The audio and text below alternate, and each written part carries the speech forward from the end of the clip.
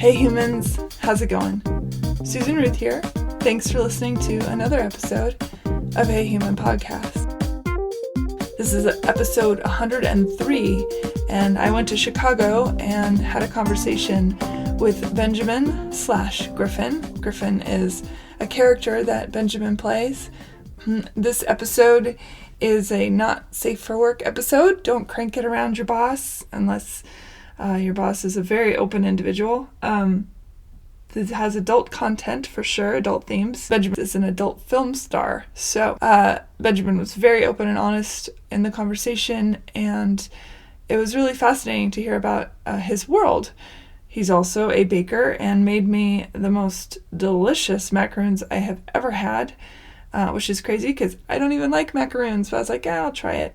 And they were incredible. I don't know what his secret is, but they are delicious.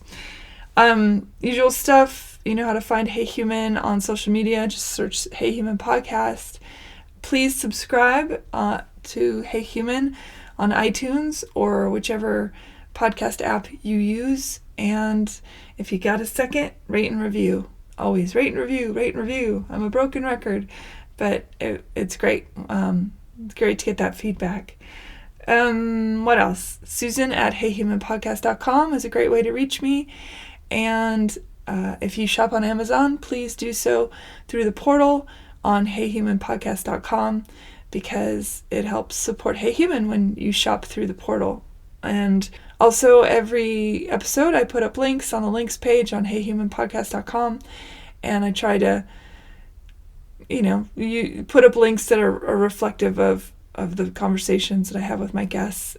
So at this point, the links page is really, really a great reference tool. There's so much information on there at this point. So check that out. I'm talking to you right now from a closet in Sedona, Arizona. I've been on a road trip and it's been fantastic. Heading home. But wow, what a joy. For those of you who have not been to Sedona, Arizona, I highly recommend it. I went on a crazy hike yesterday, and God, it was beautiful. So, feeling all the magic here, and I hope wherever you are, life is good, and keep on trucking. Thank you for listening.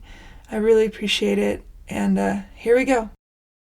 Hi, Ben. Hey, how are you, Susan? I'm well. Thanks for being on Hey Human. Thank you. Welcome. I'm in Chicago, one of my most favorite cities in the whole world. And we're here at our mutual friend's house, Kalev. Hi, Kalev. Hey, Kalev. Love Kalev. And he introduced me to you after he asked me when I started Hey Human, he said, well, whom do you want to speak with? What kind of people? And I said, everybody. He said, well, I have an interesting friend. And I said, great, tell me about him.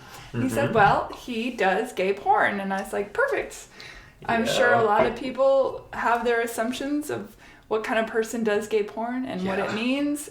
Your character, we're just going to use his first name, is Griffin. Yep. And so that's what we're going to talk about. Cool. So nice. I appreciate that you're here. Oh, no, thank you for having me. No, it's nice to actually be asked about me playing Griffin as opposed to, people asking Griffin questions, because there's kind of a difference there. How so? Griffin, I have to have a type of persona. I don't know how close to G-rated I should be. You don't be G-rated at all. Okay, great. Trust me, everything has been said so far on this podcast. Well, fantastic. With the Griffin persona that I project, for example, if it's Friday and I'm tweeting something on my account, I'll be like, oh yeah, can't wait to go see how many dicks I can drain this weekend. Uh-huh. And meanwhile, I'm just watching Veep, in my apartment Ben's or whatever Veep, Ben is, but Griffin is supposedly hunting out, hunting dick or whatever. And it's I also found that even though I'm getting a lot more followers now, I think I have 90,000 followers on Tumblr, 160,000 on Twitter, not a lot on Instagram because I kind of foolishly didn't market myself on that as I should have. But I've the stuff that I as Ben am into, no one really cares about, books and food and stuff. People don't really care about that. Even the people who romanticize Griffin, it's just really kind of like shallow, always sexual fantasies about Griffin, like, and that's what I mean. You know, it's kind of different. I suppose that's kind of the point when you watch porn, is it's to take you into a different headspace. Right. Exactly. Although there's a bit of irony there, because what's really popular now with all the platforms for people to like do amateur exposure is verisimilitude. That's really like for people to really feel like you are authentic, that you're not gay for pay, that you're actually enjoying it, that this is your real personality. That actually sells like quite a lot. Well, everybody loves the truth. Mm-hmm. Yeah. Right, but exactly. sometimes the truth, I think, makes people quite uncomfortable, and so it is a funny little line that you had to teeter on. I'm sure. Yeah, for sure. When did you decide? Well, first, actually, I want to ask something about Twitter. I didn't know you could put pornography on Twitter. Yeah, that's why I actually have so many followers there, is because it is the only major social media platform that allows explicit content. Interesting. Now, if you post stuff like self-harm or violence or state certain like hate stuff, like people can flag it and then it can be deleted. But yeah, there's there's guys who have like a couple guys who have like 250,000 followers. And they're like Francois Sagat is really famous for being kind of more artistic and a little avant-garde. Mm-hmm. He's a really major sex icon. He has like a shit ton of followers. Yeah. So I can put really in fisting is on there. There's a lot of fisters who expose themselves that way too. Right. And for those that don't know what that is, that's when somebody puts their fist inside of you. Yeah, like literally. Like, yeah. And that's I think that's in heterosexual sex and gay sex, it's across the board. Yeah, actually, hetero was the first time I ever accidentally saw that. I thought it was fake. Same here. Yeah, it was. What's your story? Well, I've never done it. I did though have a shoot, a more like vanilla shoot, and my roommate that I stayed with at the hotel was like a fisting performer, and so I was just asking him about that. Yeah. It was interesting because my first time really talking with someone one-on-one about it, and he was saying like you could feel the fist like inside your stomach, and that's like the weirdest thing to get used to. It doesn't seem good for your colon. They will say, the people who are practitioners, they'll say that it's fine, but long-term damage I feel like would be, especially if you're doing it frequently. I would definitely talk to my doctor, but I still would probably never do it. Yeah, I don't think I would be into it. But when I discovered what that was, I remember I was in 7th grade, and my best friend Tracy, whose last name I won't use, she had found Polaroids of her mom and her mom's boyfriend, and under the bed she had found them, and Polaroids, to kind of dates me a little bit, but and she's like, you guys see what I found, and she showed us those photographs, and we were like, what is that? She was fisting him?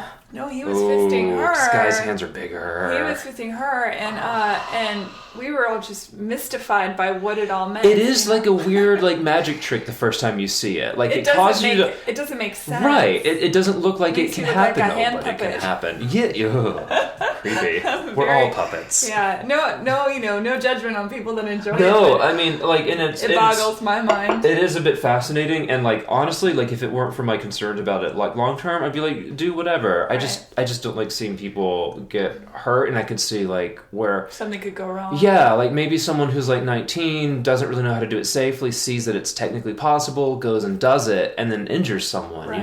Yeah. That's true with all sex though. That like is true. I mean, with all porn people stuff. Have broken penises, and right. You can get hit in the ovary or whatever, and that's no fun. Yeah, and that's a big thing with gay sex too. Is like it's not really ever taught in like sex ed. And so people don't really know like how to or what to expect. It's just the whole illusion of porn, I think, really has to be addressed. Really, otherwise, people like teenagers like will see this, have expectations, and then when they actually go to do it, like women, for the first time, I've never had sex with a woman, not yet, anyways. But like their first time is, there's bleeding involved. Yeah, no one tells you about. No one tells you about that. My parents were really great about talking about sex. Yeah. When I was quite young, and they said, well, they're professor, so they sat down and said, here's the whole shebang, this is what it all means, this is and they talked about gay and lesbian, they talked about straight sex, they talked about animal husbandry, they did like the whole shebang. Wow. And but they didn't say, and when you have sex for the first time, Susan, it will hurt, Yeah. And there will be blood and semen, and sorry for people listening are really like, oh my god. No, it's fine. But I mean, it's natural. It's the way of life. But nobody told me that. And I remember I lost my virginity, what I would consider maybe later in life. I was 18. My boyfriend. I was 23. Yeah. Okay. So that's older for a guy. 23. Yeah. I think my brother also was in it. I think he was 21. Sorry, brother, for adding I was 22. I can't remember when actually. Maybe 22. Which is kind of later, but but I remember. After the fact, and my boyfriend, who was older than I by quite a few years, he got up to go to the bathroom or something, and I saw the sheets, and I panicked. I thought something was wrong. I didn't know what was going on, and I was like, "Do I?" And it was a really panicky moment. And all my girlfriends who had long before had sex had sort of counseled me. They're like, "Okay," I knew it was gonna not be the most comfortable thing in the world, but they're like, "Drink champagne, and you have to relax, and you've got to." They were really good about that. So I think your friends tell you maybe more than your family do, but there's also the downside to that. But one of the things you said, now that I've rambled on that crazy story, that I'm like, why did I just announce to the world? Sorry. It's okay. Oh my god. Well, anyway, you did bring up something that I think is so important, that as pornography becomes so readily available. And I mean, I've seen the reports, 5th, 6th, 7th grade are watching porn. Yeah. And they're modeling their behavior on this fantasy. It's not real. It's not real at all. I mean, it's like everything is and they're going through these motions. Yeah. And in a society where we were already so detached from each other, how do you feel about being in an industry that commodification of people?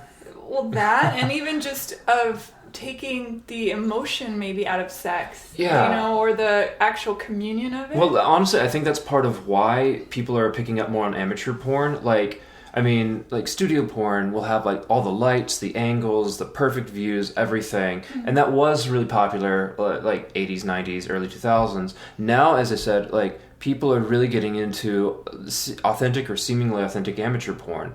Like, just two dudes or a guy and a chick like making out, and it might be terrible lighting and they're just holding a phone, but like that will get retweeted, retumbled, whatever, like way more. And if they're just like touching each other doing that, and I think that people even unconsciously are picking up on the fact that they like that and they want that. I think that we're really starting to ache for connection more without even realizing it, just as a society, and that's what's part of it. Like now I actually have been doing very little studio porn. Like since the new year, I only work for one studio that kind of prides itself on doing like authentic, connection instead of, with actual gay models, instead of gay for pay, instead of using trimix to force themselves hard. Explain what all this stuff is. Gay for pay is when you have usually straight guys who will come onto a studio set and they'll have sex just for the money. They're not into other guys. Usually they'll just like a lot of breaks in between scene like film takes, and they'll like pull up their phones and like watch tit porn, like I usually call it, and then like once they get hard enough we'll like jump right into action, go for a bit, hopefully go longer than like 3 minutes, but sometimes not, and then have to repeat it. I've been on set for stuff like that for like 8 hours sometimes, just trying to like burn through it. Why don't they just use gay actors? Yeah, thank you. We don't know, like, because sometimes, to be honest, sometimes people who do casting for major studios may like the look of a certain person because a certain person may get a lot of like hits on a website, so they statistically look popular. And then some people actually do get off on the fantasy of like, oh, this guy is actually straight, but like I like that he's being purchased, sort of the subjugation of a human. Fascinating. Yeah, I've met people who are into strippers for that thing. They know that the strippers are straight, but they pay them, and like it's kind of a rush knowing that your money can like buy whatever you want. Right. Yeah. It's really sort of intense too. Yeah, a little bit. So that's the gay for pay, and the trimix that I said a lot of, and this is part of the fantasy as well. A lot of times I remember thinking like, wow, these guys are so hard and erect for like this whole scene. Like I'm not as much of a man as they are, but a lot of the guys, especially the gay for pay ones, will use a prescription drug called trimix that they just inject into their dick. Even straight porn will do it, apparently, if they're just tired or whatever. So like a liquid Viagra or something? Yeah, it's like a little prick into your penis. Yeah, into a bigger prick. And make sure you aim correctly, because sometimes it goes poorly. And it forces your dick to be erect. But the problem is like if the dosage is off or something, like the erection will last forever. I heard of this one guy who had an erection for 3 days, and they constantly had to like drain the blood out of it to keep it from suffering necrosis. Oh, wow. Yeah, and that's an extreme example, but it can happen. And I think that's why they say on the Viagra commercials, over for 4 hours seek medical attention, which everybody makes fun of. But I mean, there's a real consequence to things functioning out of character of what they're supposed to do. Exactly, and that's why it's like. I mean, that's not everyone. Like, I've met a lot of some really cool people in the industry and so forth. And not everyone is injecting. Not everyone is gay for pay. But a lot are, and that gets hard. And that was actually really one of the reasons why I pulled back and started like saying like I only want to film with like actual gay guys or bi guys. Not because I'm hating on straight guys, but because it's just. It's hard, and it makes me feel unattractive to be having sex with someone who is just like immediately looking down at like boobs. Yeah, immediately looking at boobs and like kind of pushing me away between takes and stuff. So actual sex is nice. When did Ben meet Griffin? A few years ago, like I guess like 2014 maybe. I first started. Long story that we don't have enough time for. I had an issue with the job that I was working where I couldn't take on a second job. They wouldn't let me, and I wasn't making enough to pay for rent, but I didn't want to give up the job because I was trying to have a career. So in a regular life, hourly punch the clock thing. And I couldn't live with my family at the time because my family is bigoted and religious. So like I was like, okay, I'll start doing this. Like I'll fly down on a weekend, do this, and then pad my income so I can afford rent and stuff. So I did that. And then like I had issues with work where basically I got like sexually harassed by someone in corporate. They kind of groped my butt and my arms, and this was before any scenes were released, so it's not like I was asking for it, quote unquote. And I reported them, and the company ended up hiring someone to do my same job, and when they were trained, I got fired for kind of like a non-reason. And so anyways, I was kind of like screwed, and I couldn't find other work. You couldn't do wrongful termination suit? It was, at this time, it was in Texas, which is an at-will employment, and yeah, so... It was rough, and so I had actually stopped porn for a bit, like, because I just didn't really want to do it. I wanted to take a break, and then, like, after that I was fired, I had to, like, sell my car, sell, like, all my stuff. I was technically homeless, had to, like, sleep on the couch with some friends of mine from college. Anyways, and then I started it back up again, just to pay back all my student loans that were kind of crushing me. Yeah. So... If you were in a regular 9-to-5 job, I mean, okay, first of all, let's backtrack a second. Sure. You identify as gay. Yes. And a little reverse bi-curious, but I haven't had sex with a woman yet. So, okay, so how old were you when you went, oh, I'm gay? Because I was raised in a super religious environment. In Texas? South Carolina, actually, even better. Yes. Yeah. I always thought that like being gay was like an active choice, so it confused me. Like I didn't understand why like I was getting aroused by like dudes on the football team when I was water boy or whatever. So cute. Yeah, I know, right? First time I saw another guy's dick was when I was actually water boy for the baseball team. Like they were trying to haze me, and it was just. Like this guy like flashed me, and it was actually it's really a lot nice. of homoerotic in junior high and high school. And it confused me because I was aroused by it and also embarrassed, and I felt guilty, but I didn't know why. Yeah. And so I really like pushed it down, and later in college I realized, oh, like I really am sexually attracted to guys, and I'm not choosing it, and this is causing me a lot of problems. And so it wasn't until like I was like 21 that I was like, yeah, I like dudes, and I'm not sure how I feel about that. Did you come out to your family then? Or?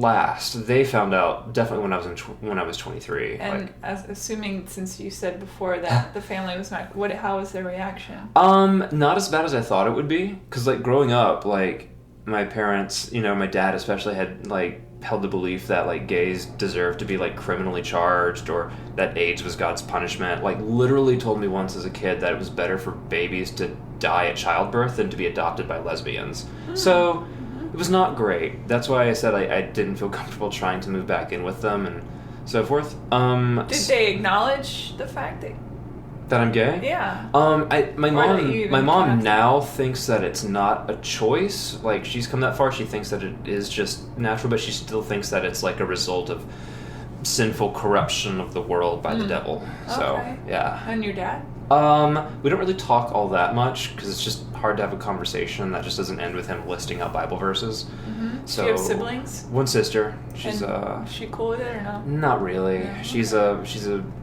a Christian as well, and like, you know, teaches at a Christian school and stuff. Mm-hmm. Yeah.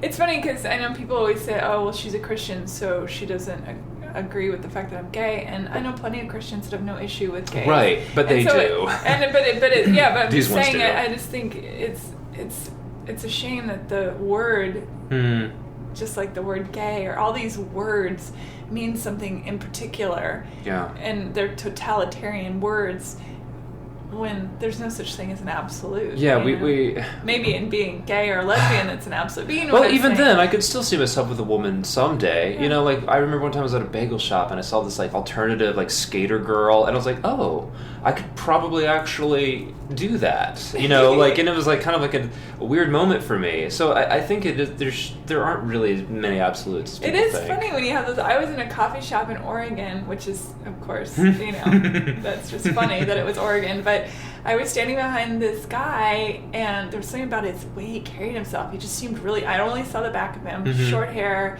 I loved the way he dressed.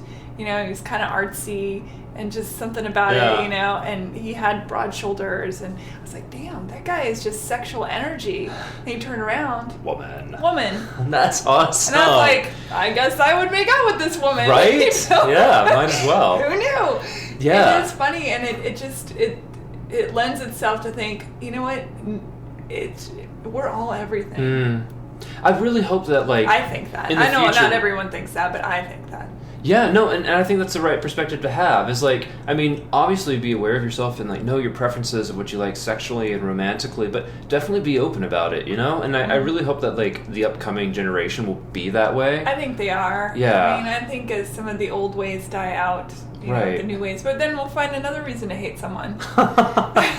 Tribalism, it is, I guess it's part of the DNA somehow. Yeah. All right, so does your family know you do porn?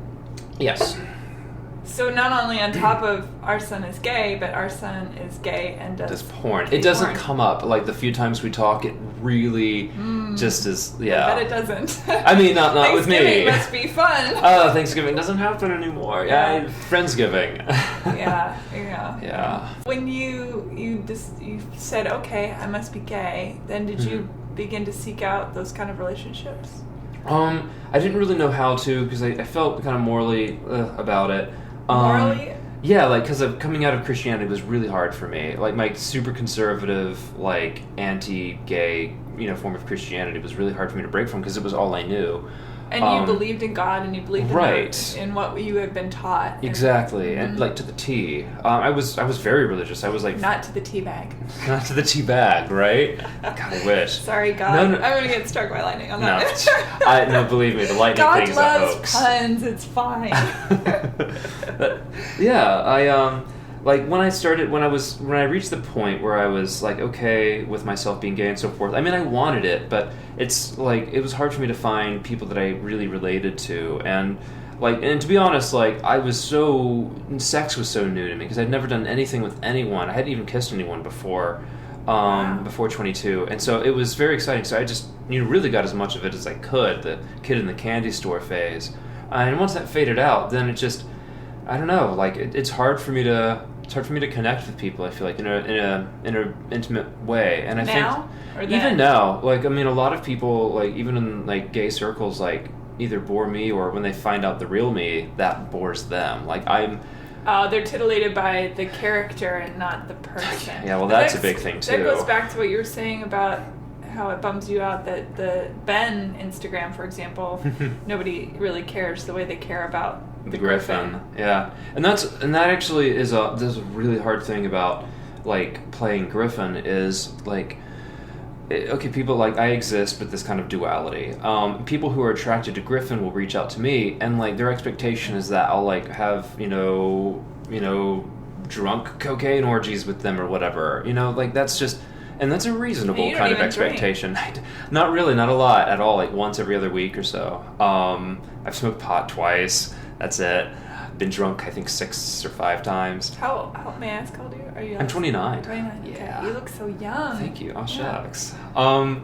Yeah. I forgot what I was saying. Oh, yeah, like, so guys will, like, want to, like, party with Griffin, and then they realize that, oh, Ben actually is really boring and goes to bed at, like, 10:30 and likes to go for walks and stuff. And, you know, it'll be less exciting. And then conversely, though, people will see Ben like, oh, you like to read and cook and work out and you're working on a book. And they'll like that, but then they'll like see online, like on Tumblr, you know, all these videos of me like getting face fucked, you know, and at first some open-minded people will be like, oh, I'm fine, I'm open-minded, it's whatever. But then like as it keeps going, they see more clips of me getting cum on my face, or their friends are like, oh my god, you're dating that dude who can deep throat.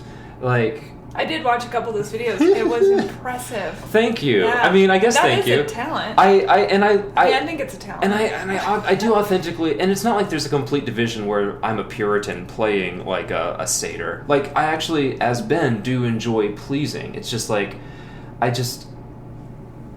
honestly, I miss having sex and liking it. I've very few times actually had sex with people that I cared about. That I cared about. Like, does Griffin pop in when you're in an intimate relationship at all, or are you able to shut that off? Not really. I mean, I'll still pull out some of the Griffin physical tricks. Like I like to wake up whatever dude that I'm having a crush on with like a deep throaty blowjob. Like, right. It's fun. I like to give pleasure to the people I like. It's the same reason like I like to cook for people I like, you know? Sure. Like, I mean, not liking them in the same way, obviously. I don't, you know, whatever. So, yeah, it is a bit hard to differentiate sometimes, but it's a struggle for dating, that's for sure. So what made you decide to go into porn in the first place? I think people listening will be like, okay, is the money so... Like, it's exciting at first, but it was practically for money, and that's honestly why I've still stayed in it this long. Is it really, really good money? It was, then it wasn't, and now it is again. Because I would think the internet with all the free porn would make things less financially When I viable. first started, and this happens for most people in the beginning, like if you have a hot guy with a big dick, deep throat, big ass, whatever, tons of muscle, they'll start off with a bang. Like, they'll get all this work, they're new meat, studios will just like line up to like give them stuff. That lasts for a year, maybe 2 years. Mm-hmm. Then it cuts off, and you start struggling to get like actual work. That's what happening to me. I was getting jobs for like, you know, $500 to $1,000 minus tax, not nearly as often as the other work. And then that was a low point, because you're like, oh shit, now I'm not making enough to pay for this lifestyle I've built up or whatever. Mm-hmm. Fortunately for me, I had paid off my student loans by the end of that first year. Anyways, and then now though, like there's like a lot of new platforms, like OnlyFans is like the current one where people can load up their own content, and viewers pay a subscription fee to see these private channels for the models, and that's where I've been making a lot more money, because I've been advertising on Twitter and Tumblr, just like 30-second to like a minute clip of me like deep throating a really hung dude, and then people can go and like buy a subscription to see all of my videos, and that's where I've been making a lot more money lately. Okay. Yeah. Do you get requests for fetishes? Like if somebody says, oh, I really like guys with a small penis and moles on their face, or I really like, right. You know what I mean? I do. Yeah. Yeah. I do. And sometimes they're just like a lot of like water sports, which is like, you know, peeing on people or peeing through my underwear. Sometimes I get those requests. The most unusual request, someone wanted me to get a shark or orca blow-up toy, like a pool toy, like a big one. Wanted me to blow it up on video, ride it, masturbating, and then as I was coming, he wanted me to like puncture it so the balloon animal deflates while I'm orgasming. I don't really do custom. That's a very creative person. You know, and it wasn't the only time for blow-up toy play. I'm like, oh, that's really creative. It's actually a whole fetish, though. There's like little conventions I learned for people who are into balloon blowing. I think I saw. There was like on that online. I think there were like my weird sex fetish. Yeah. And it makes sense because they swell, which is phallic, but they're also soft like breasts, and so it's kind of like this. They're very sexual in that aspect. But I don't really do fetish videos though, just because like now it's like if I'm ejaculating, like I either do it for just my own private time for my sanity, Or I do it for just public display, like for my mainstream channel, because like honestly the money for that is better than if I charge someone for a private video. Oh, that's interesting. Yeah. Okay, let's get to the health consequences. Yeah, let's do that. When you started in porn, I mean, just off the bat, statistically, whether you're in pornography or not, STD rates are through the roof. It's crazy. Yeah. Syphilis making a comeback. HIV clusters in various places among women. By the way, I don't know why everyone always wants to lump that on the gay guys, but heterosexual women age 18 to 24 are high risks. For HIV now? Yeah. That's crazy. Yeah, well, I'm sure they're not on PrEP either, so... No, and I just actually, Kalev and I had this interesting conversation, and I'd like to talk about that because that was very interesting. PrEP is meds that you take to keep you from getting sick. From getting HIV. Prophylactic. It's prophylactic, but it's a medicine and not a condom. Pre-exposure prophylactic, I believe is what it stands for. It's called... PrEP. Or the brand name is Truvada. That's it. Which I highly recommend that. And heterosexual women, and straight guys, and gays and lesbians, everyone can take it. Which, again, these are things our doctors, I don't think, really. Well, no. Like when I was in South Carolina, I asked like a physician about it, and they were like, "Oh, like, do you have HIV? Is that why you're at?" And I had to explain to them, "No, it's a pre-exposure thing," and they had no clue. And it stops HIV infection. 99% rate is what they say, which is like a condom. Right? Yeah, which is like a condom. So especially if you take, and some people who are like super safe will double up, like they'll take PrEP and the condom, which.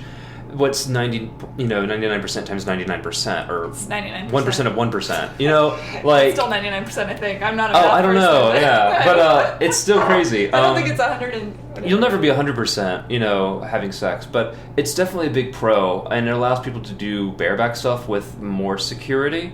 Because that's a big trend too now. But that doesn't stop things like syphilis or herpes or any of that stuff. So what is a big thing. What do you do to protect yourself? Test often. Like honestly, that's what it is, and that's one of the reasons why.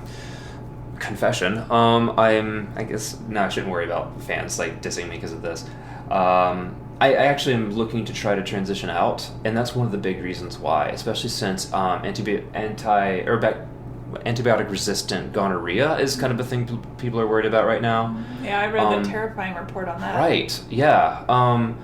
It's just a thing you deal with. Like I admit I had an oral scene with a partner, and during the first group of timing that I performed.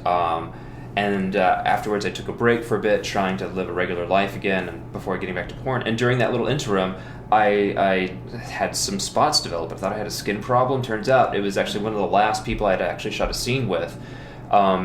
Like he hadn't been tested because they're like, "Oh, it's just an oral scene. It's totally fine." Turns out he had actually recently gotten out of prison and had contracted syphilis apparently. And I got syphilis from that, which is easily treatable, but you have to know you have. Right, and it looks almost identical to a skin condition called pityriasis rosea, which is what they thought it was. And so, I actually was treated kind of late, and so I had these spots when I was staying with my friends on their couch, and one of them is kind of like a germphobe, and was afraid of getting it, so he was threatening to kick me out when I didn't have a job still, and it was a really, really fucking hard time. And feeling, dirty is kind of a thing, especially when you're spotted up like that. So anyways, yeah. Well, and I think that's a huge issue with STDs is that because it has this vilified element to it and shameful element, right? And so then people don't say, "Hey, I have this thing," or don't go get tested because they're scared, right? And then that just makes the outbreaks happen, right? Because yeah, and sometimes I found that people don't get tested because they're kind of afraid to test because they're afraid to find it out, which is, and especially for people who I think it's especially bad for heterosexual groups as well, because it's admitting something about themselves that they'd rather hide. Honestly, after that big scare, it's I was okay, I need to test definitely way more. Treatment is easy as I said for now, since nothing is really resistant to antibiotics yet. But yeah, that's a big deal just to test regularly and, ask your partners seriously. Yeah. If they're "Oh, I tested last year," be maybe not, and if you're grown up enough to have sex, you're grown up enough to have those conversations. Yeah. And there's no safety net that somebody's not going to cheat on you or whatever. Right. But I mean, it's better than... Yeah. It's better than not knowing. By the way, for those listening, the heat keeps turning on and off. I apologize right. if you're hearing that, but I tried to put pillows up around so that you don't. Maybe you can't. I don't know. We can hear it. But, right. I want to get on back to religion for a second. Sure. So you were raised super Christian, and whatever that means in your family. And so when you left to go discover who you are, you're in college, you say, oh my gosh, I'm gay. Yeah. How did you reconcile that with God? And do you still believe in God? Maybe you don't anymore. I mean, where are you with all that? I honestly, I'm not at all like the type of religious I was before. I'm not really religious in general. I think is there something else out there, some things else? Possibly. I'm not saying no. I'm not being a hardcore atheist about it. But I just am completely not what I was. Like, I mean, some people have run into me like since those days and you're like a different person. And I'm like, yeah, basically. And I feel like it too. Like my whole life was driven by this like panopticon, deity, that like cared about me. Word, by the Thank way. you, panopticon. I love that word. Right? Yeah. But it's truly what it is. Yeah, It's 100% that's what it is. Exactly. And like my life was just like really shackled by that. And now it's like it was a hard transition out. I was very depressed because suddenly like this whole meaning of your life is ripped away from you. But like after like 2 to 3 years of just really struggling with it, I was like, I guess I really don't believe this anymore. And once I accepted that and accepted the whole idea of there's, I don't have a guarantee of an afterlife, more, this crushing feeling of mortality, like that was the last and hardest bit to get over. Now I am a lot better about it. I used to kind of cut myself, You mean cutting? Yeah. With like a knife. And what did that bring you?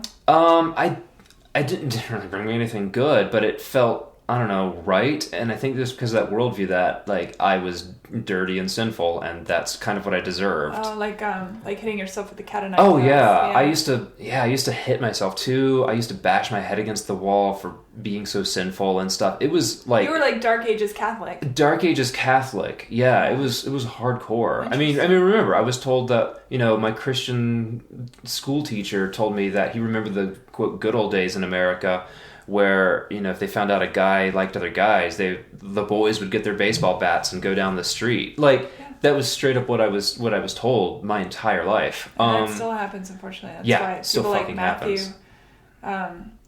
Was it Smart? Was it Matthew? Oh yeah, up in the north, like Wyoming. Yeah, what was his last name? Wyoming? I'm not sure, but yeah, I know.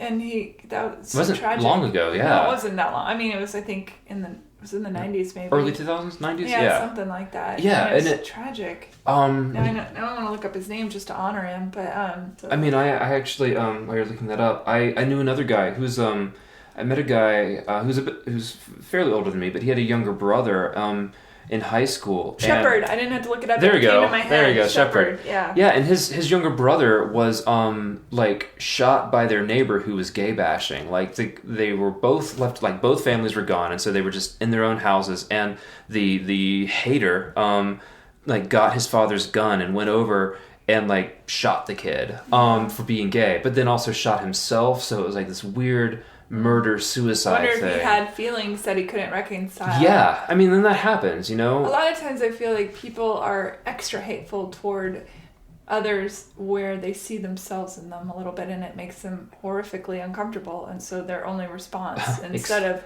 looking inward is to attack. And I honestly feel like that's kind of where slut shaming comes from too. Like, slut shaming? Oh, 100%. Yeah, like, I mean, it's crazy. It's like sometimes when I try to date or whatever, or a lot of times when I try to date, people are not comfortable with the whole porn thing. And they're like, oh, you sleep around so much. But then... But do you consider... I'm sorry, I didn't mean to cut you off, fine. but I was just curious. The people that Griffin has had sex with versus the people that Ben has had sex with, do you integrate those numbers, or do you consider that you've only had sex with the people that Ben has had sex with? Do you know what I mean? If I kept a count, I wouldn't separate the count because, like, I mean, yeah, 2 different personas maybe, but it's still the same body, Okay. Yeah. And honestly, like that's the sad part for me too, is that I rarely ever anymore have sex because I really want to. Like, so much of the sex I'm doing now, like, I'm, have like an iPhone in my hand so I can video it for footage, like, for my job. And especially lately, since the new year, it's really almost kind of painful because, and like, people make fun of me when I try to like explain that. They're like, oh, but you're still like getting off, or like you still enjoy it. And I'm like, not really so much, because I'm losing interest in it, and it makes me feel like more alone whenever I'm like uploading this footage of me like with some dude's dick. I can't even remember their names a lot anymore. I actually keep a spreadsheet of people's names with the aliases I give them for my like POV. Can you orgasm without desire? I can. I'm very good about that, actually. When I was doing more studio stuff, that was a thing for me. Do you just go to a fantasy place? I'm able to cum control pretty well. And so that's good. Like tantric-y kind of stuff? Not really. I think tantric has like the connotation of like romance and like intimacy. I can kind of control my body and kind of force it to come if I need it to. I'm pretty good about that and doing it in a timely fashion. Like, some guys, like, if they're not in the moment, they can take like an hour to finish, but I can always do it within 5 minutes if I want to. So that's something good about me. And again, it's not all bad. Sometimes sometimes I will legitimately have fun with a guy and upload it. Sometimes, like, especially with the only studio that I work with anymore, like, they're really good chemistry, and it is nice and fun. But the majority of what I do in my private time now is basically work. And that's, like, I don't know, so I'm stuck in this crux where it's like I want to back away from it more, but at the same time, it's how I'm making money, and I don't really have a great job history. My degree was in literature. Me too. Oh, really? Oh, go team literature. Good for you. Start a podcast. And religion. I also did religion. Really? Oh, good for you. Yeah, so it's like I don't know what to do, and I get really, really worried about the future, honestly. You could write books. You mentioned you were... I am working on a book. What is the book? I'm working on a novel. I wrote the first draft. I'm now typing it up and editing as I go along. I'll print it out, maybe give like a space to like let it chill, re-edit, and then send that newest copy out to like sample readers, friends of mine whose opinion I like, and then... What's it about? I'm not talking about it. I'll get it done. I understand. It's okay. I understand. Sometimes when you speak it too much, it doesn't happen. Right. So exactly. Like I know. So, thank you for your understanding. But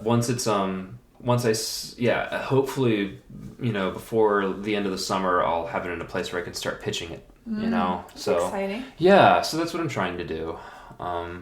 Is there a career in writing? I don't really... I mean, is there a career in anything?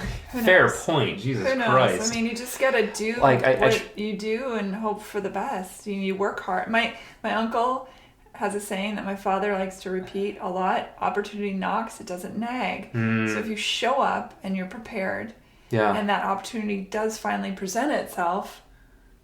Yeah. There is the moment. And honestly, that's how I kind of feel about relationships, too. I've had a few guys now that I've crushed on really hard. And that you met on film? No, that I've met in real life. Oh, real life, okay. Yeah, and I've really wanted to, like, try to kick it off with them, but it's always the Griffin thing comes up in the way of that. And again... How do you address that? Let's say I'm a guy you're crushed out on and we're on a date. Yeah. Is it the first date that you go, oh, and by the way, this is now my job? It is. You would almost have to, because as you get more famous as Griffin... Well, now I don't even really have to breach it. Normally they know, so... And do you find that people want to date you because you're this gay porn rising star or star? I don't know how you differentiate between... I feel weird saying star, but now that it's like 3 times this week, people randomly on the street have stopped me. I mean, sure, I live in Boys Town, but still, it's very surreal. And the thing is now I don't really know. Like, it's hard for me to tell if people... or why people are into me, and it's like any actor. Yeah, or somebody like, do they want their dick sucked, or do they actually want to get to know me? But usually for like... Well, if it's a guy, the answer to the first part is yes. Yeah, right? I don't care who you are. That's a fair point. Like, and in like a weird way, it's like, if I'm really into a guy, I don't want to have sex with him right away. Whereas if I don't really give a damn, other than like just collecting footage for work, like I'll obviously have sex with him right away and then be done. Oh wait, now that's interesting. So sometimes your personal life intersects your work?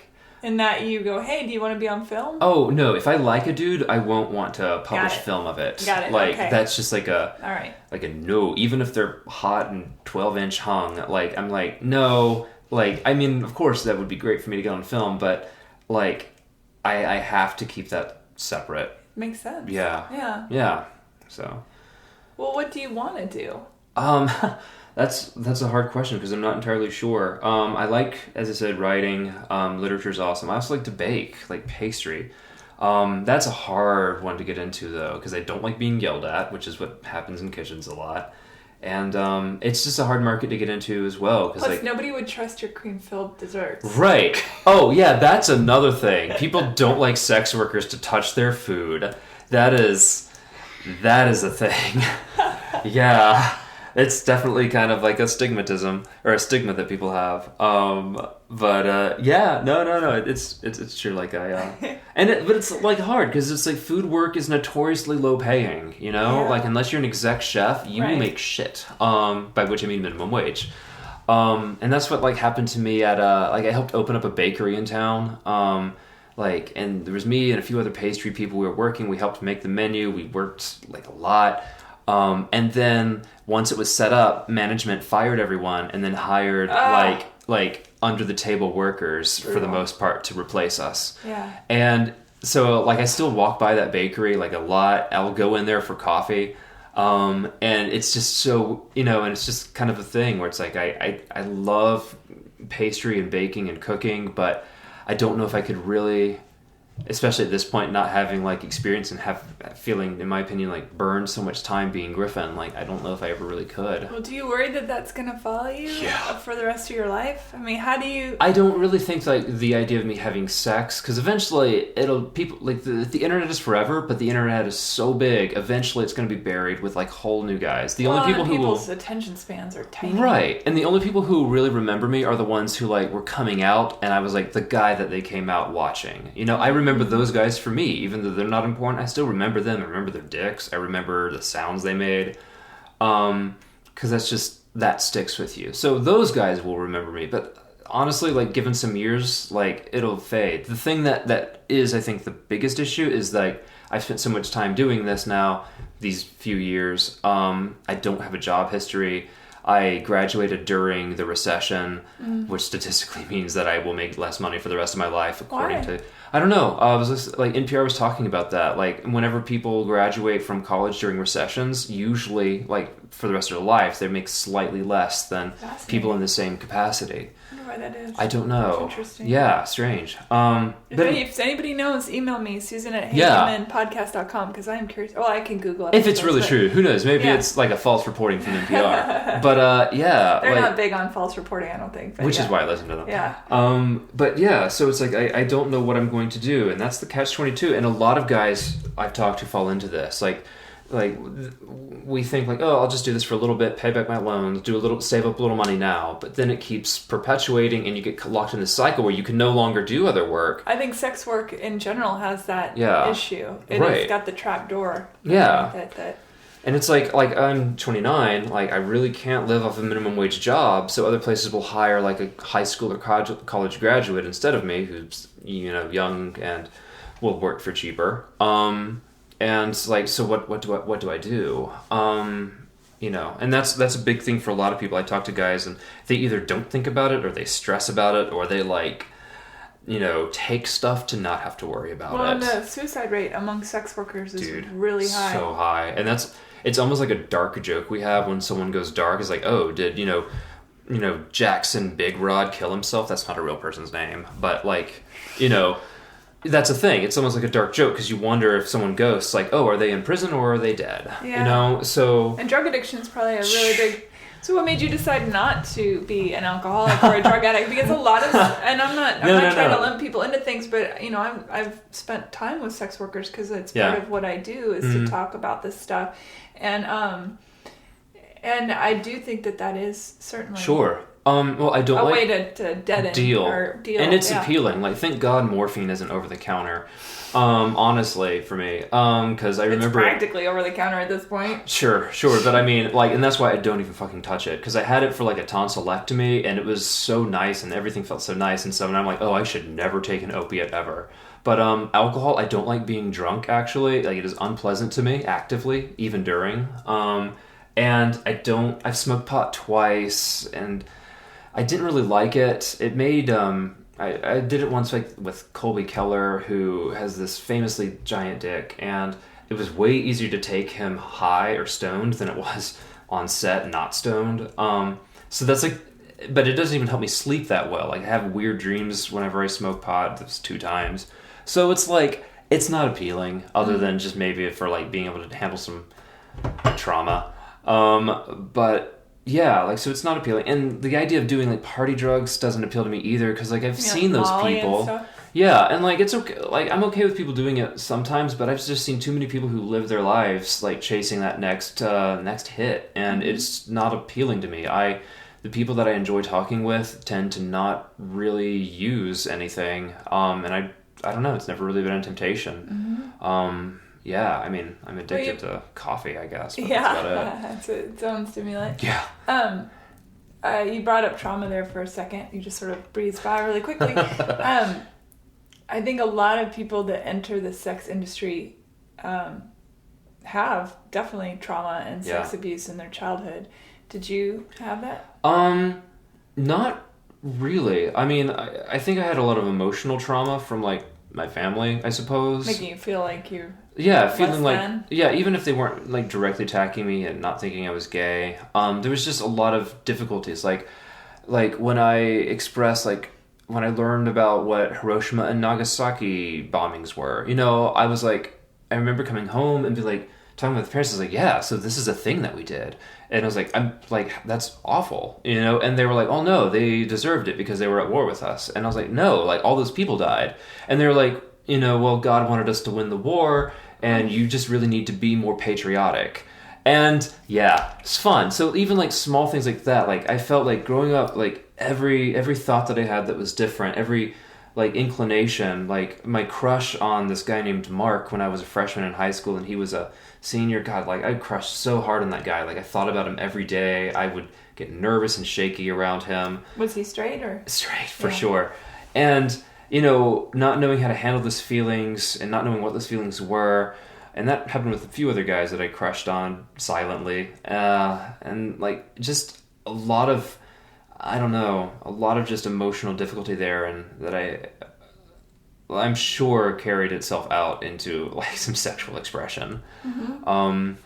But yeah, like, I don't know, just trying to... Well, I mean, when you're a child and you're learning who you are, and that begins with mirroring to those around you, so your parents and your siblings and stuff, if everything that's coming out of your mouth is negated or you feel less than, how does that give you anything but a negative self-identity? And I think that's why I kind of turned inward, you know, and just kind of like started reading more, playing video games more. And I don't know. I feel like I'm rambling now. You're not rambling at all. It's because we're talking about something. I mean, don't get me wrong. It's not like they were like, and I want to say, like, my family wasn't like physically abusive. Like, so yeah, back to your question. No, I was never actually sexually abused, like, to my memory, by anyone. I was taken sexually advantage of, like, as an adult, like a guy that I didn't want to do more with. Like, he kind of like held me down and like shoved himself up into me. So you've been raped? Yeah, as an adult. It wasn't as a child, so, you know, like, it's slightly different. I think it still counts. Yeah, I mean, it doesn't really, like, I don't know, it doesn't bother me perhaps as much as it should, because... Why? I mean...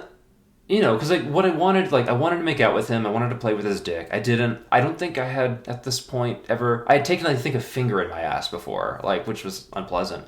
And so, like, we were making out, and then he, like... This was before I lifted. I was way weaker than I am now. And he kind of, like... But he was super muscular. He, like, turned me over, kind of shoved me down, and, like, pushed my face into a pillow, and, like, went to town. And it hurt. Oh, my God. Like, you were talking about before, not realizing how much it would hurt. Yeah, it does, especially if you're doing it with no lube. And that was, wow, TMI graphic. No, it's yeah, and it was, yeah, that was really painful. Like, I bled for like a few days. Did you didn't press charges? Because, I mean, honestly, two dudes, no one's going to, unless there's like bruises and stuff from being hit, no one's going to I think trust it's anything. such an important thing to note that there's this fallacy that men can't be raped, and of course they can. Yeah. They absolutely can, by women. Sure. And by other men. And the fact that we live in a culture where a man could go and say to the police, I've been raped by a man, and have it not be right. as paramount. It's very, I mean, I don't know, maybe I'm going to insult some folks, I don't know, but I think it's barely registers when a woman's been raped by a man. So... Oh, of course. I mean, that's where you get the whole, like, oh, what were you wearing? Like... Right. And right. Something that I think a lot of the whole Me Too movement talking about how, well, if she was down for, making out and she gave me a blowjob and but she didn't want to have sex, that's bullshit. Of course she wanted to have sex because she gave me a blowjob. It's that same thing. Like, you were down for some stuff, but not for that. And that's the thing. It's like, how do you recover from something? Especially then you move from that to being in an industry where you might not be sexually attracted to the person, or how does that ever... Well, for that, like, the thing was, is like, I don't want to be homeless again. Like, that was how I kind of forced myself through that. I had student loans that were actively trying to turn me into a money slave. And I remembered being homeless. I remember crying into, like, this, to the mattress of the pull-out couch every night, Like, that's why I... Poverty is scary. Poverty is fucking scary. Because honestly, in this society, if you don't have money, you're nothing. I don't really... Like, people contest that, and of course, morally, I'm against that. But it's true. Yeah, we definitely live in a caste system in America. Yeah, like, we don't have an official caste name like we do. But it's there. But it is there. It is so there, Like, I hear about people, like, moms who make, like, $13,000 a year. Jesus Christ. Like... Anyways, that's that's apart from it. But that's why you force yourself to do it. Like, take it from straight guys who don't really care if they're hurting you on camera, and you, like, lie back and say how good it feels. It's because you, Well, I mean, that. How do you find a sense of self-worth if that's what you're dealing with all the time? That must. I mean, that for Griffin to go through that. And it's interesting that you're like, oh, well, this is Ben and this is Griffin. You are the same person. Right. But it's interesting because what Griffin will put up with, would Ben put up with that? And that's, I think, increasingly why I'm pulling away from just taking whatever work that I can get and now trying to, like, just work with stuff that's more pleasant. Like, with the OnlyFans private channel that I run, I'm ultimately the final say. Yeah. Like, if I don't want to do something, I'm like, well, I'm not going to do it. And I intentionally now, like, people have offered work, and I'd be like, okay, like, I will only do this if the person is straight, if I know exactly what we're doing beforehand. Excuse me, if they're gay, if I know exactly what we're doing beforehand, and like, they need to not have a record of abusing their boyfriends or whatever. Right. Right, because that happens too. So that's why I said, like, I'm much more selective now, and I only really want to work with, if I do more studio work, which is still limited now, like, it needs to be with people who actually care more and who are authentic, and which is nicer. It makes for better footage too. Like, the last scene that I filmed was, like, literally some of the best sex of my life, even though it was on camera. And so, again, I don't want to, like, shit all over the industry and say it's all bad, because it's not. Like most things in the world, it's not entirely bad. It's not entirely good. I don't feel like you've shit on it at all. Oh, thank you. Okay, I just wanted to make sure and not shit all over my fans and the people who have made my life a lot better. No, I don't think you've made that statement at all. You've talked about a couple individual people, but on the industry as a whole, it doesn't sound like... Okay, here's a good comparison. Like, one of the worst days I ever had on set was with this director who was trying to get me to get blown by this dude who had what looked like a cold sore on his lip, and I was like, I don't want to get blown by him. And the director's having a bad day because the scenes weren't going well for our project.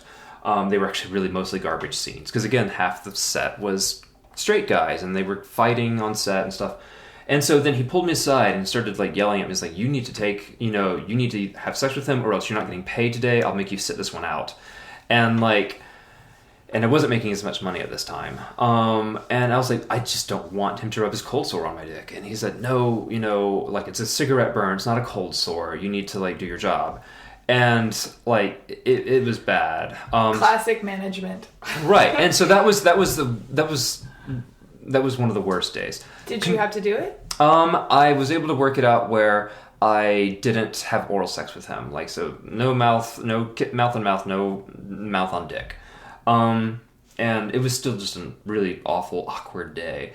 So that was like the worst day. The best day was like this last scene that I did. It was a 3-way with like these 2 yoga instructors. And like the director was super cool with us. He really picked a great cast of just easygoing, chill guys. Was it the one where it's the black guy and the white guy? Yeah. That was very hot. If you watch one scene, it's the guys in sweatpants scene, me with, what's his name, Ash and Miller. Wanted to make sure I used their not real names. Yes. Anyways, that threesome was not just my best scene ever, it was some of the best sex of my life because, like, the director just kind of held the camera and let us do what we wanted, and we were like exploring someone's body for the first time is fantastic, and we're both versatile. Looked very intimate, and it was the thing. Like, to be honest, it's the only one that I watched of your work because I don't watch my work, but I will watch that one because again, it was real. Whenever I interview somebody, I don't like to delve too deeply because I want it to be natural, and I want our conversation to sound like a conversation.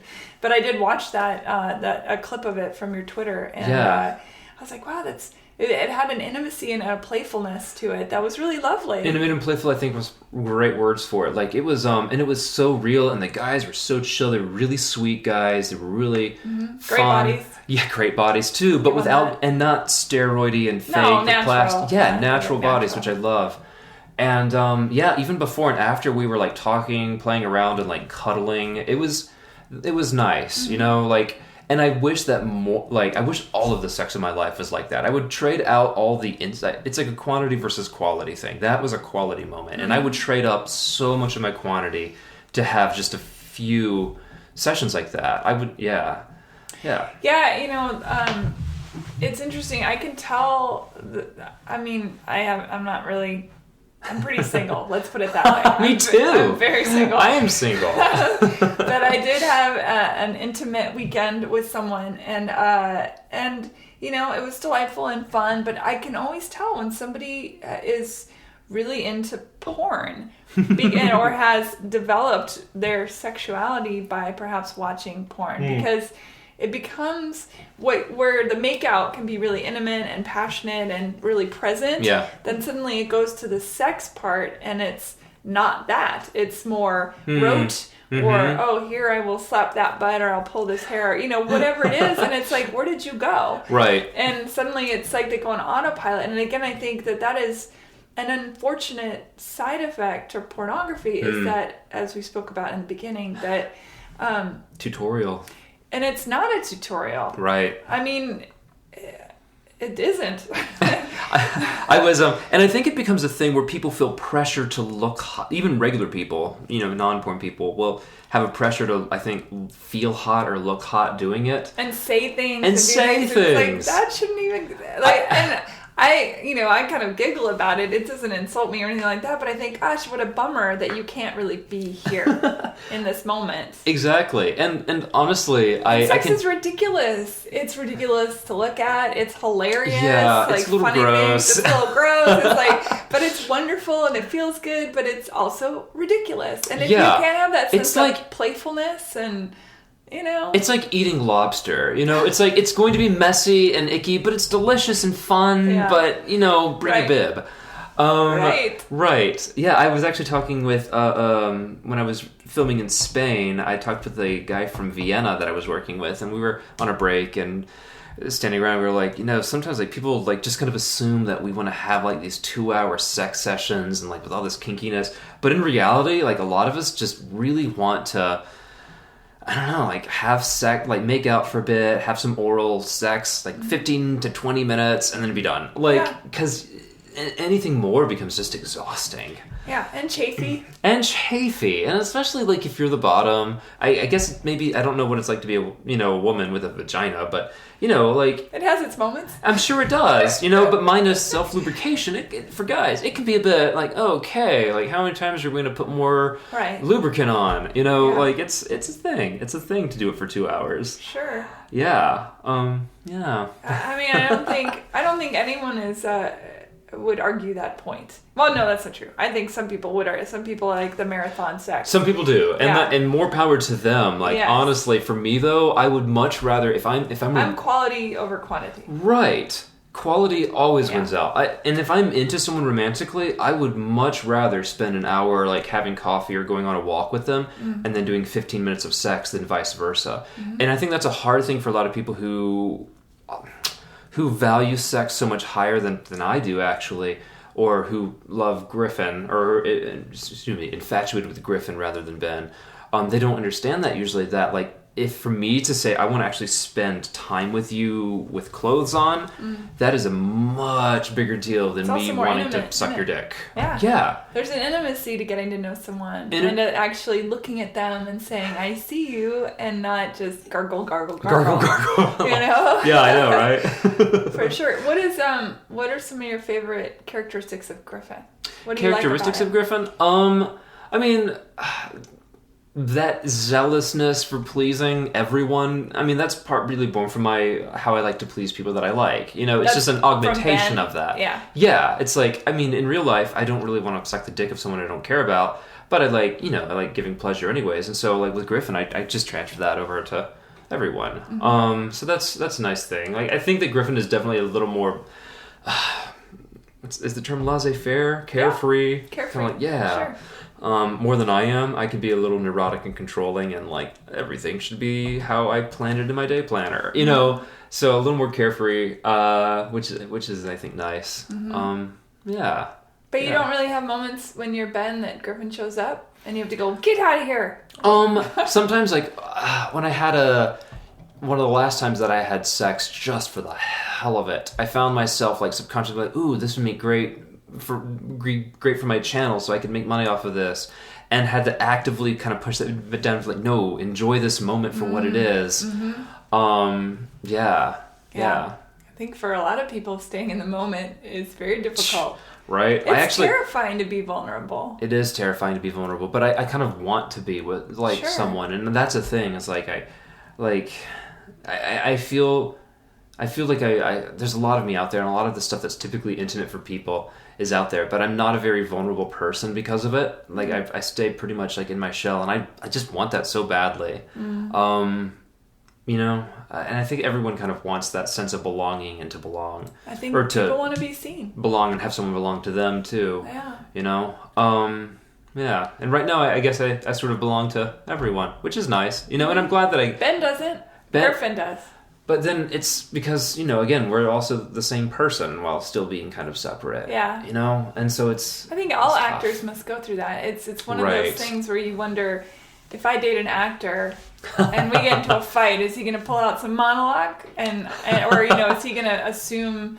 A role that he's been... I don't know. I don't really know that many actors. I don't know a lot. I don't know how that would work. I mean, for me, like, the acting portion is so small, like the actual lines and so forth. It's more like actions and tweets that I send out. Sure.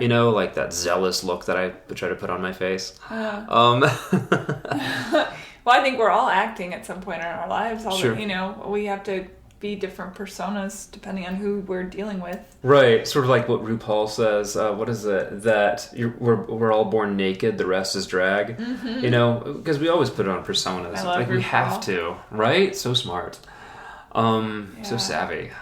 Yeah. So, what's some advice for our female listeners, or even gay men listeners, or whatever gender or spot you find yourself in, for pleasing a man? For pleasing a man.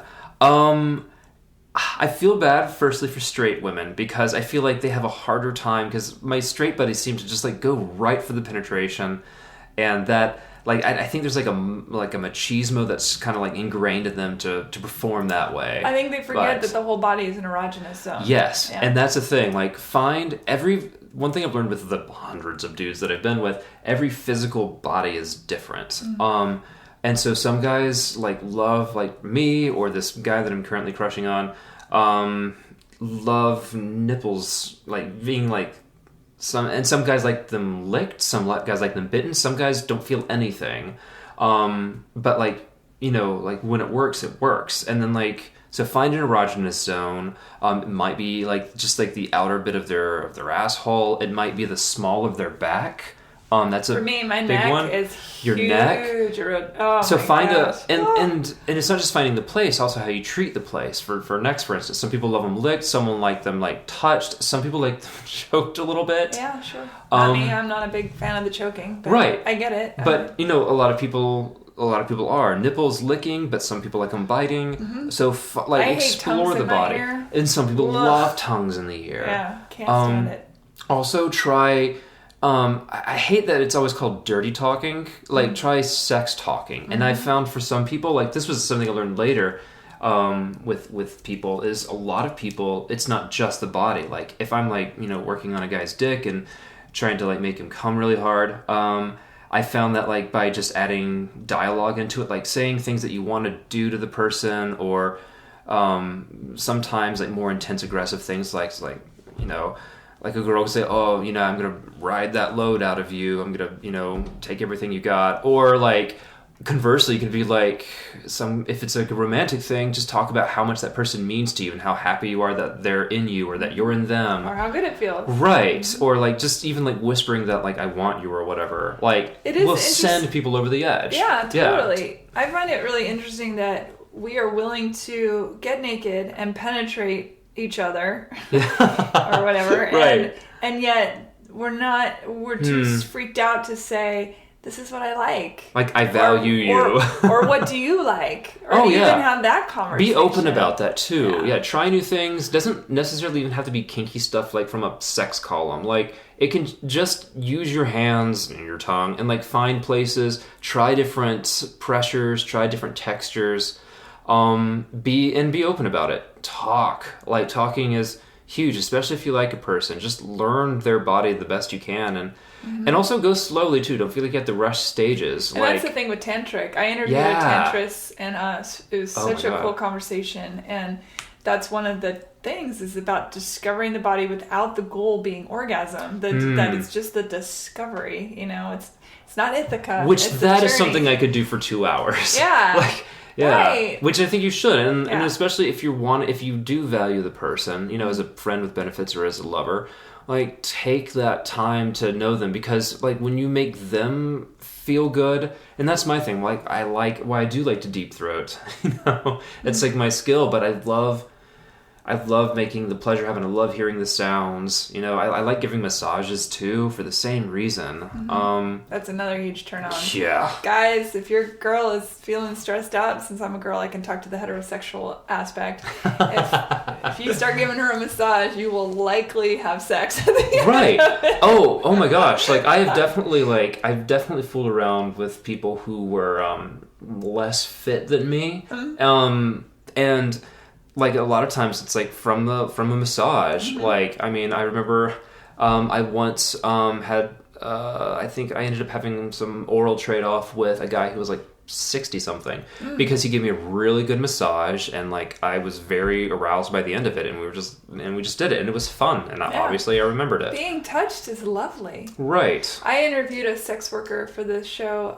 It was one of the earlier episodes. Her name is her pseudonym is Jill, and it might have been episode 9. I can't remember exactly right now, but she said something off air. Actually, she said, "I touched the untouchable and I love the unlovable," and I thought that was so beautiful because, again, the word vilified comes up when you think of a sex worker. It's so easy to point a finger and say, what are you doing, and that's wrong, or it's morally, reprehensible, or whatever. Same for porn people, yeah. Yeah, but the truth of the matter is, there are shades of gray in everything. Sure. No, and it's true, and that is like God, I feel for sex workers, and I feel for women too. Like honestly, I think this business is way harder for women. I mean, sure they can get more work. That's not what I mean. I mean, like, Do you think they get abused more, or? I've only like talked to a couple women into it because I haven't done any bisexual film, and I've only met a couple, and I mean, and I think they were both kind of dominatrixes. So like it's already different, but like I've heard, you know, just about like them not getting paid super well, about like the abuse they have to go through, you know, to get there. Not necessarily physical, but like more like the stuff that I had to do with the guy with the cold sore. You know, just having to put up with that. That's and yeah, that's hard. And yeah, like I've known a lot of male sex workers who do both porn and escorting, and you know, it's easier for them because normally they're jacked muscle dudes, you know. If you're like, you know, 120 pounds or whatever, like the, you know, girl, I don't know how much women weigh. Yeah. Then, you know, you're easier to take advantage of, and that's scary, you know. Yeah. Have you ever felt unsafe just throughout?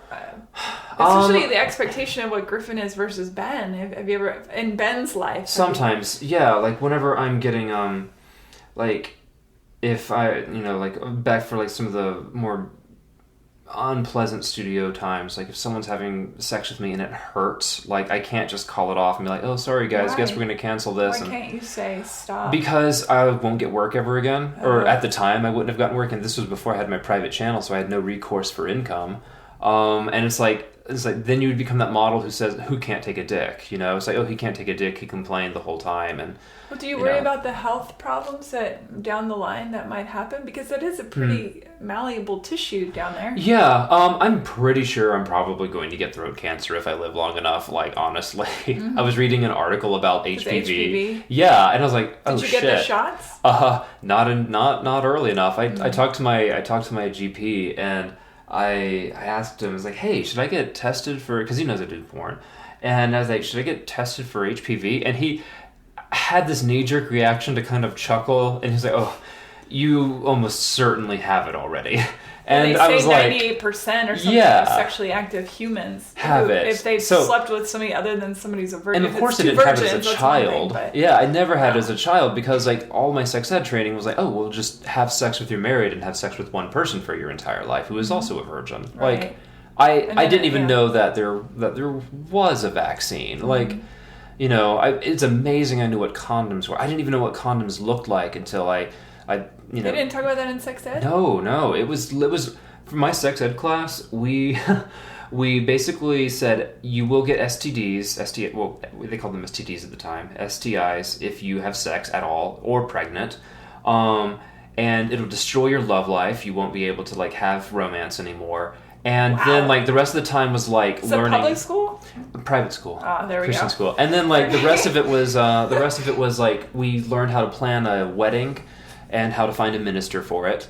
And then we, you know, watched little eggs as babies, and then we watched videos on like how to, you know, like one of the videos was on like loving your spouse even if they get dementia, you know, the spouse you've been with your entire life. So like not really a lot of sex. Wow. Yeah, I knew nothing. I didn't even realize that women had hymen until like I was talking to straight people later about it. When you go hymen, we go Loman. Right. You know, like you just know nothing. I didn't know what a foreskin looked like until I saw one in the flesh. You know, like interesting. You mean uncircumcised versus circumcised? Yeah. It was a shocker.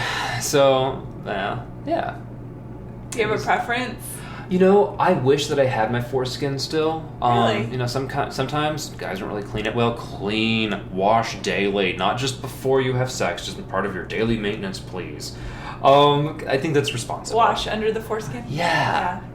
I've heard that's important. It can also lead to some forms of cancer, right? If you don't. Oh, I don't know. I've heard that for women it can be kind of a health risk. I'm not sure why.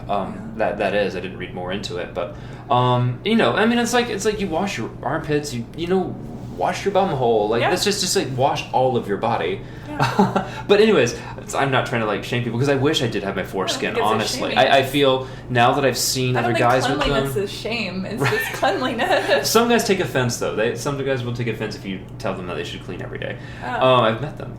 But, like, I wish I had it, though, because I feel... boys are smelly, let's be honest. Right? Boys are just dirty.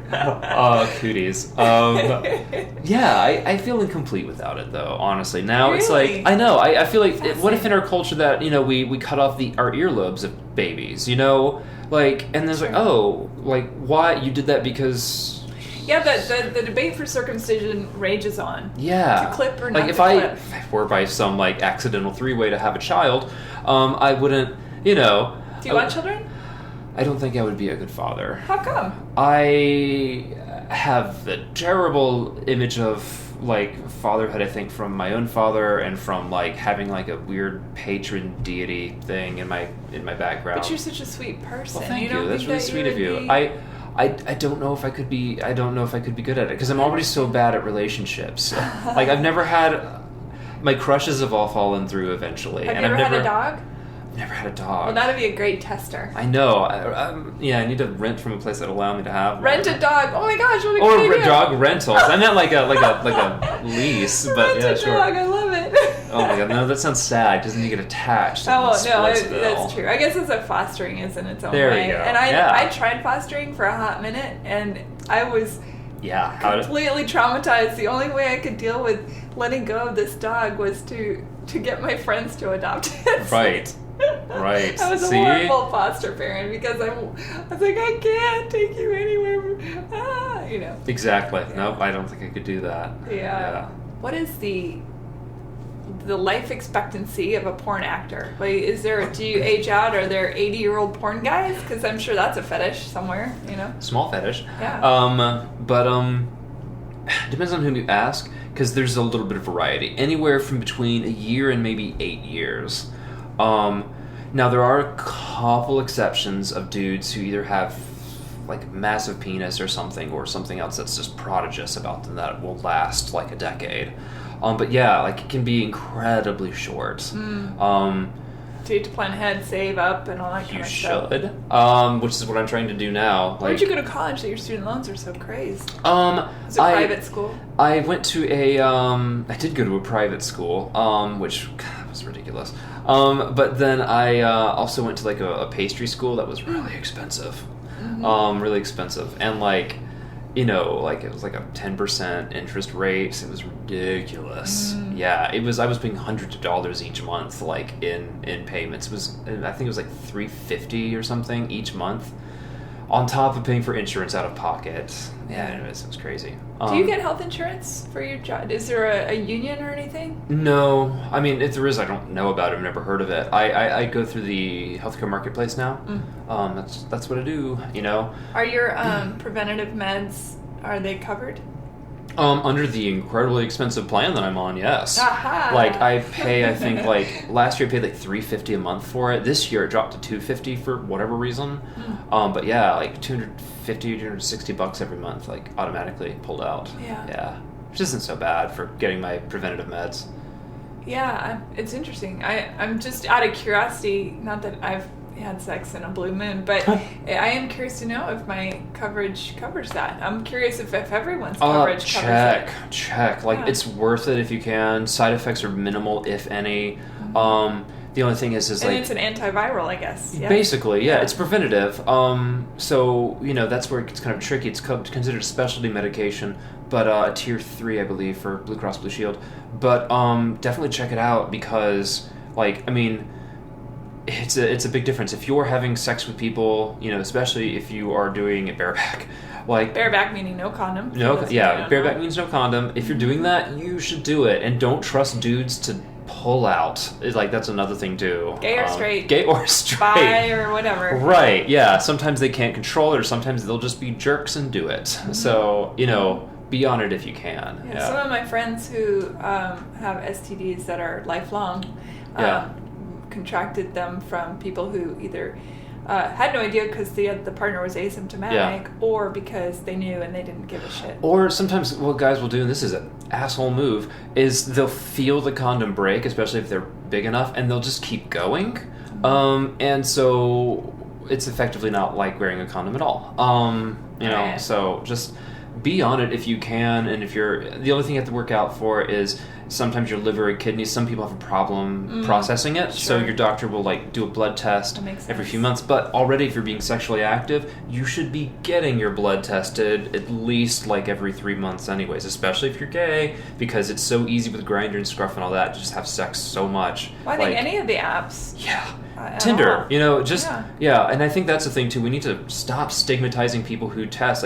It's almost like a joke if someone tests every other month, or me testing almost monthly, to be you're going back to the clinic, but no, they're being responsible. Yeah. It's you're protecting people. And that goes for women too. It goes for everyone, transgender, anyone, everyone. If you are having sex, the responsibility is, the onus is on you to take care of yourself. And there was a comedian, I can't even remember who it was now, but who said something like, man, so most of the drugs you would take to get rid of an STD, like a syphilis or gonorrhea or chlamydia, it's like a 10-day script, but humans just can't. It's if everybody just stops having sex for 10 days, just 10 days, we'll get rid of all the STDs. Oh, there's a thing. We'll get rid of all the STDs.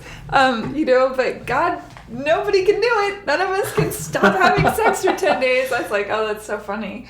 Yeah, no, it's true. They almost wiped out syphilis once. It came really close, I think, a few decades ago to being gone, but then just... Couldn't do it. Couple people. Couldn't do it. Yeah. It took a couple to spoil the party. So one of my favorite podcasts is called My Favorite Murder, and it's all about true crime. But Karen Kilgariff was talking about how she has a friend whose favorite, it was a female friend who really only liked gay porn because she could always tell that they were aroused. Yeah. Whereas in heterosexual porn, the woman may be faking it, and that's against people. Oh, see, that's why I have a problem with watching a lot of a lot of gay performances. Now I know, at least in the major studios, half of them are straight and not actually into it. So interesting. And you pick up on You're ruining things that now. girl, whoever she was, Karen's friend. She's sorry, no. I'm just kidding. Have you always been open? Well, once you identified as being gay and then you began your own sexual journey, have you always been more open sexually, or did your job create this whole other... Yeah, the job definitely did help me open up more sexually. So I'm more open-minded about people's fetishes and so forth, and I'm definitely not a slut shamer now. Were you before? I guess religiously you would have to be. Yeah, definitely. Sure. And then, of course, I think it's just not inevitable, but there's this temptation to be slut shaming because you want to feel you want to feel like you're more romantic, I suppose. And now, because I've had so much sex, I'm not slut shaming. It's just for myself, I'm just wanting to not have so much superfluous sex anymore, because I just feel I'm kind of aching now for something more. So, when I say that I'm wanting to cut back on sex, I'm not saying everyone should, if you love having orgies, every weekend, do it. Mm-hmm. Just for me, I feel I would love to have a partner, and if he wants to go to orgies every week too, then sure, let's talk about that and maybe do it. I definitely see how super fun that could be.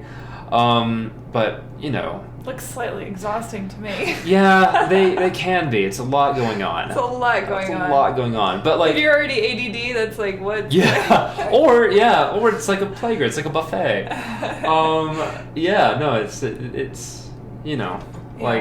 I think just the idea of wanting what you want, it sounds so basic, but be okay with wanting what you want. And for me, I've devoted so much time with Griffin to having just sex just for the numbers or the exposure or the money of it. Now I'm okay, I want something more viscerally and cerebrally satisfying. Do you think you'll be sad to see Griffin go? Will you have any sort of ceremony? Actually, our mutual friend said that we should have like a funereal party or something. Yeah. You know, and I won't be sad about that. But as I said before, I'm scared. Like, I don't know. Like, once my lease is up, I've already said I need to like be planning a way to not need it. You know, to not need porn. Right. To not need as much money, like to have like a regular life, and I'm not sure how to do it at this point. Well, you have to retrain yourself, I suppose, to figure out that. Right, and you know, how many years have you been doing this? A job. Since 2000, since only this as my main source of income, probably about 3 years. 3 years, okay. Yeah. So 3 years, 5 years total of exposure. So. Yeah. Or wait, 4 years total, something like that. Will the videos you've made for pay be in perpetuity, or just once you're done, that's it, they're done? For pay? Oh yeah, I get paid per scene. Yeah, so it's like anything you've done up till now will still bring you a check in the future? No royalties. It's not in perpetuity. It's 1099 work technically. You're doing a job and you submit it and you get paid once. But your videos that are on the pay-per-view that you have set up, that's where you're in control. Oh, my channel? Your channel. Will that channel cease to exist, or will you keep it going and let it live on? Like, if theoretically I were to retire next week or whatever and stop doing it, I would just let it run. It's already there. And honestly, like, with pirates stripping down footage and posting it elsewhere, that would happen anyways. So, like, I would just let it run down, I suppose. Yeah. You know? So, yeah. One thing I've thought about is maybe trying to get into, like, the whole, like, just jacking off on camera thing. Taper out that way, maybe. I don't know. Yeah. Because I'm not on steroids, so I know I can't stay doing this like until I'm 40.